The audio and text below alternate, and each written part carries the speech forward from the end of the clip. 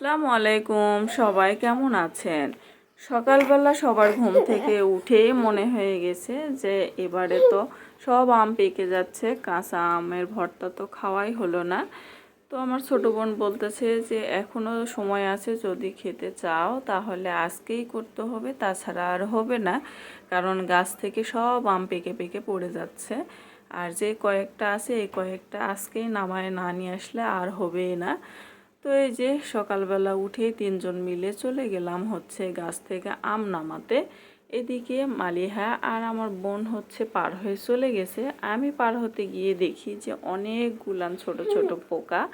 তো আমি আর ভয়ে পার হতে পারতেছি না, আর মালিহাকে বলতেছি যে এখানে যে পোকা ছিল, তোমরা যে দুইজন পার হয়ে গেলে, তো তোমাদের পায়ে কি পোকা লাগছে? তো মালিহা এখন ভালো করে দেখতেছিল যে ওর পায়ে আসলে পোকাটা লাগছে কি না।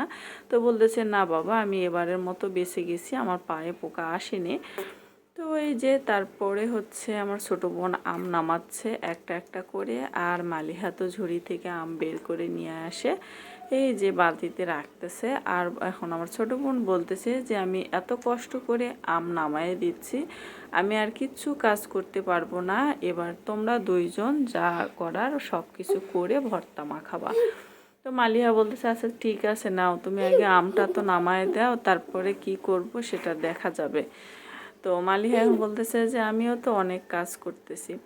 তো যাই হোক, এভাবে কথা বলতে বলতে আম নামানো শেষ। খুব বেশি আম নামায় নিয়ে আসিনি, যেহেতু আমগুলান পেকে যাচ্ছে। তো এই যে এই কয়টায় আম নিয়ে আসছি, নিয়ে আসার পর এই যে আমার ছোট বোনই হচ্ছে আমের খোসাগুলান ছাড়াই দিছে, আর আমার বড় বোন হচ্ছে আপু এই যে আমগুলান এইভাবে সবগুলান কুড়ে কুড়ে নিচ্ছে। তো এই পানিগুলান সব ফেলে দিব, এতগুলান পানি রাখবো না, এই পানিগুলান থাকলে হচ্ছে আমটা অনেকটা টক টক করে, আর মাখানোর পরে তো পানি আবার একটু একটু করে বের হয়।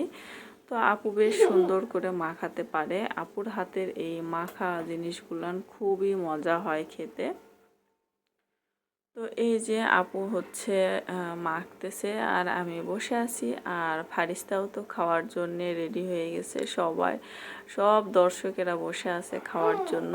আর এইদিকে আমার বোনের মাখাই শেষ হচ্ছে না, বলতেছে যত বেশি মাখাবো তত বেশি মজা হবে। তো অনেকক্ষণ যাবত মাখার পর এই যে বাটি বাটি করে উঠাচ্ছে সবাইকে দেওয়ার জন্য। আর এই দিকে এই যে আসনাপ আর মালিহা হচ্ছে পাড়াপাড়ি করতেছে আমাদের সঙ্গে খাওয়ার জন্য। তো ওদের খাওয়া দেখে যে আসনাপও আবার ঝোলটা খাচ্ছে কেমন করে, আসলে কিভাবে খাবে কিছুই বুঝতে পারতেছে না, কিন্তু ও খাবে, মালিহার সঙ্গে পাড়াপাড়ি করতেছে। তো এই যে ওর মাম্মাম আবার ওকে খাওয়াইয়ে দিচ্ছে।